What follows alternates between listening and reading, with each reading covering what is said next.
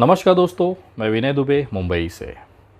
पौराणिक काल में एक पारस पत्थर का उल्लेख आता है।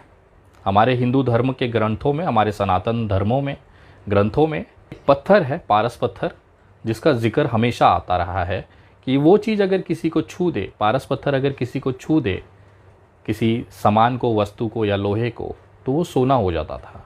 ऐसी किंवदंतियाँ और कहानियाँ पुराने ज़माने से चली आ रही हैं, सुनाई देती है, हमने बचपन में बहुत सुनी है। आज उस पारस पत्थर की खोज हो गई भारत के अंदर। आपको सुन के आश्चर्य लग रहा होगा कि ये विनय दुबे आज किस मुद्दे पे बात कर रहा है। जी हाँ, मैं एकदम सही मुद्दे पे हूँ और ये जानकारी आप लोगों को बताना बहुत ज़रूरी था। कल शाम मैं बैठा हुआ था तो ये पारस पत्थर का मुझे ख्याल आया। आज भारत के अंदर वो पारस पत्थर का नाम है मुसलमान। उस पारस पत्थर का नाम है इस्लाम, कुरान। जी हाँ, ये एक ऐसी चीज़ें हैं, मुसलमान एक ऐसी चीज़ हो गई है कि जो भी इस चीज़ को करीब जाएगा, जो भी इस चीज़ से उलझेगा, वो सोना हो जा रहा है।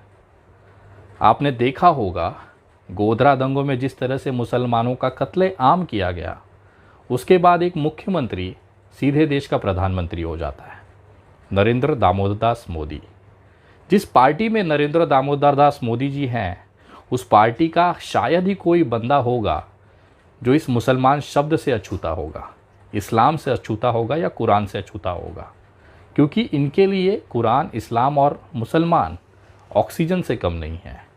जिस तरह से हम ऑक्सीजन अंदर लेते हैं तो हम ज़िंदा रहते हैं, उसी तरह से देश में एक बड़ा तबका है जो बिना मुसलमानों के नाम लिए ज़िंदा रह ही नहीं सकता।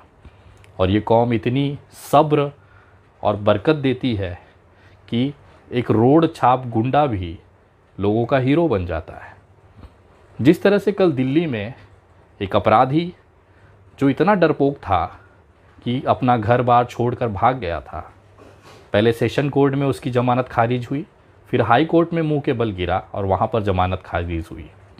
ये बंदे को लोगों ने कंधे पर बैठाकर पुलिस स्टेशन पहुँचाया। इतनी खूबसूरत तस्वीर भारत में हो ही नहीं सकती। लेकिन पता है वो आदमी को आखिर जेल क्यों जाना पड़ा? उसके पीछे भी एक शब्द था, मुसलमान। वहाँ पे जो नारे लगे थे वो किसके लिए लगे थे? मुसलमान।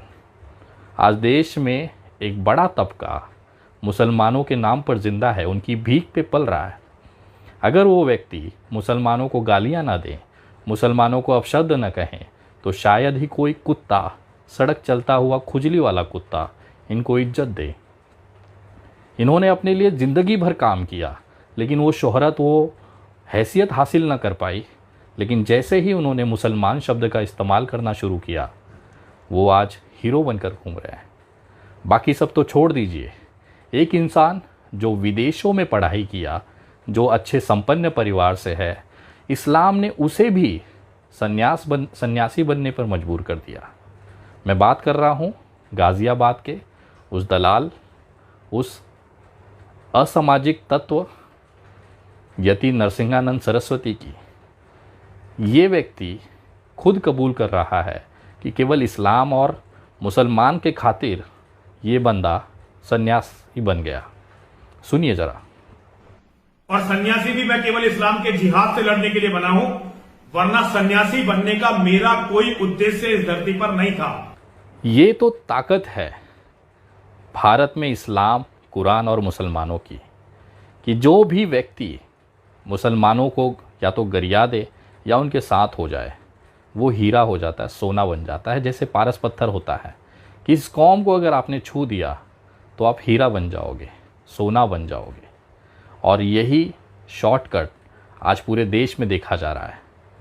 चूड़ी वाले के साथ मारपीट होना, चाहे कचरे वाले के साथ मारपीट होना, चाहे पानी पूरी वाले के साथ मारपीट होना, चाहे एक मसाला डोसा बनाने वाले दुकान पे एक छोटा सा कारीगर, सोचिए, एक छोटा सा कारीगर जिसकी 150, 200, 400 रुपए की दिन की कमाई होती है, वो मुसलमान होने के नाते एक ग्रुप को लगातार मीडिया में चर्चा में बना देता है।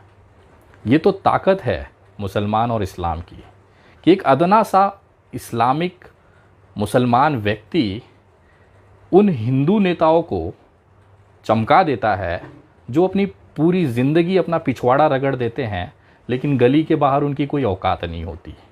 लेकिन जैसे ही वो किसी मुसलमान को छू देते हैं, वो राष्ट्रीय चेहरा बन जाते हैं, हीरो बन जाते हैं। दिल्ली में जिस तरह से कल एक अपराधी को कंधे पे बिठा के घुमाया गया, वो कहीं ना कहीं उसके पीछे एक मुसलमान का ही हाथ है।